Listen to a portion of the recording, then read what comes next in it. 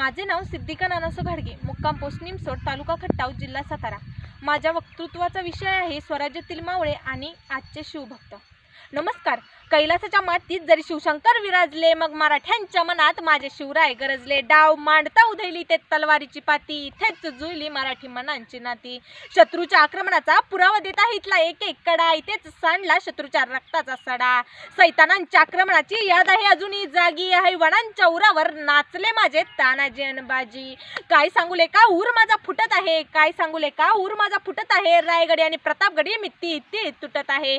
अफजल खानाचं वाढतं पुराण काळीज माझा मोडत आहे। सांग त्यांना ओरडून, हे राज्य माझ्या शिवरायांचं आहे, हे राज्य माझ्या शिवरायांचं आहे। या काव्याप्रमाणेच कित्येक मावळ्यांनी आपले बलिदान दिले। त्यातीलच एक म्हणजे बाजीप्रभू देशपांडे। पन्हाळ्याला सिद्धीच्या वेळेतून महाराज कसेबसे निसटले, पण सिद्धीला कळताच सिद्धी चौथाला पाठलाग करू लागला। तेव्हाच बाजीप्रभूंनी एक योजना आखली। महाराज, तुम्ही थोडे सैन्य घेऊन विशालगड गाठा। महाराजांना हे मान्य नव्हतं, पण स्वराज्याचं देह गाठायचं होतं। इतक्यात बाजी गरजला, राजा लाख मेले तरी चालतील, पण लाखाचा पोशिंदा जगला पाहिजे। राजा लाख मेले तरी चालतील, पण लाखाचा पोशिंदा वाचला पाहिजे। एक बाजी मेला तरी लाख बाजी तयार होतील। राजे, तुम्ही विशालगड गाठा। अरे त्या यमलाही सांगा, जोपर्यंत तोफांचा आवाज येत नाही तोपर्यंत मला मरायला वेळ नाही। अहो, याला म्हणतात खरी शिवभक्ती। माझा एक एक मावळा स्वराज्यासाठी खर्चिक पडत होता। माझा तानाजी मालुसरे, इथं मी जिवंत असताना कामगिरीवर राजत तुम्ही जाणार? ते काही नाही, आधी लगीन कोंढाण्याचं, मग माझ्या रायबाचं।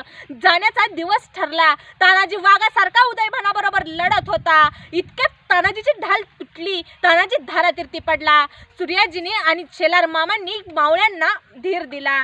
गड जिंकला, पण सिंहासारखा तानाजी गेला। महाराज गरजले, गड आला पण सिंह गेला, गड आला पण सिंह गेला। पेटवली रणांगणे देह जिजावला मातीसाठी, पेटवली रणांगणे देह जिजावला मातीसाठी। मरणाच्या दारातही लढले मावळे प्रत्येक जातीसाठी, मावळे प्रत्येक जातीसाठी। असे होते हे शिवभक्त।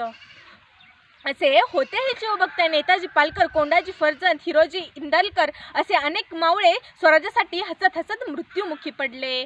पण मी एक जाणीवपूर्वक विधान करते मित्रांनो, महाराजांनी एक मावळा, एक माणूस आणि एक चाल पुन्हा नाही वापरली।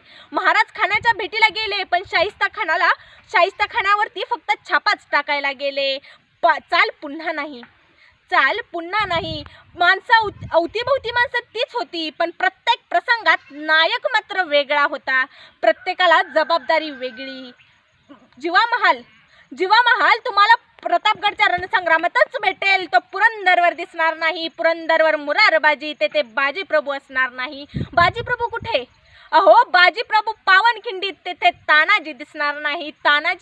तानाजी कोंढाण्यावर, तिथं येसाजी असणार नाही। येसाजी कर्नाटकात, तिथं नेताजी येणार नाही। नेताजी कुठं?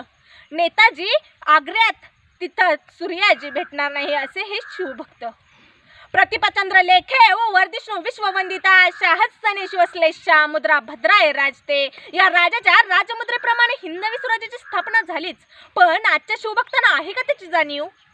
अहो, आजचे शिवभक्त फक्त डीजे आणि फ्लेक्सच लावण्यात धन्यता मानतात। शिवराय मनामनात आणि शिवजयंती घराघरात असले मोबाईलवर स्टेटस लावून तुम्ही स्वतःला शिवभक्त म्हणता? अहो, शिवभक्त म्हणजे नक्की काय? अहो, माझ्या मनाला पडलेला एक मोठा प्रश्न म्हणजे शिवभक्त नक्की कोणास म्हणावे? शिवरायांच्या कर्तव्याची जाणीव असणारा आणि सर्व धर्मभाव समान मानणारा आणि सर्वांचा आदर करणारा म्हणजेच खरा शिवभक्त।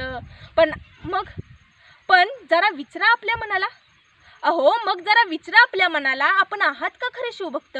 शिवजयंतीला मिरवणारे रात्री दारूच्या अड्ड्यावरती असतात। कुठे चालली, कुठे आपली संस्कृती? मग यांना म्हणावं का शिवभक्त? आया बहिणींकडे वाकड्या नजरेने बघणाऱ्यांना यांना म्हणावं का शिवभक्त? अहो, शिवभक्त खरा शिवभक्त तोच जो वाकड्या नजरेने बघणाऱ्यांना तिथेच आडवा करतो, तोच खरा शिवभक्त। जाता जाता एवढंच म्हणेन, असा हा रयतेचा राजा विजेसारखी तलवार चालवून गेला। निधड्या छातीने हिंदुस्तान हलवून गेला। मुठभर मावळ्याने घेऊन हजारो सैतानांना नळवून गेला। स्वर्गात गेल्यावर देवानी ज्याला झुकून मुजरा केला, असा एक मर्द मराठा शिवबा होऊन गेला।